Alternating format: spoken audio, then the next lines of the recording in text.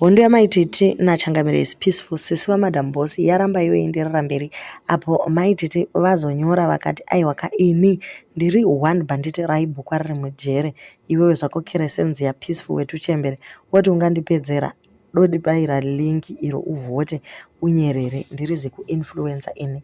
Welcome back to your channel. Please don't forget to like and subscribe. Maititi vati waramba wondijairira.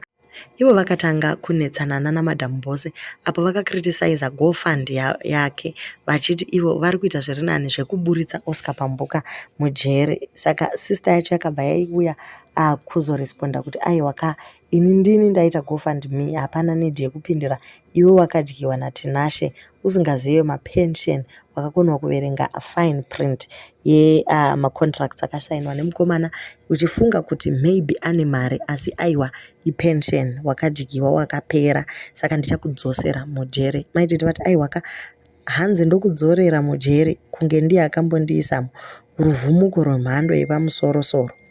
Ndikamushura uyu anoswera oshandisa kadhi reunherera parisingashande bishu retuchembere iri. Ngaatende vari kundidzikamisa, otherwise aifunga kuti anondiuraya paakambotsvaka mushonga wokugana kuna baba vaimbodanana navo vakamurutsa zvikashaya basa. Akatoona seakapenga stereki aiti anomamisa ini chaiye here okudzirwa nehita yemucouncil house ngaakwane nehanda uyu.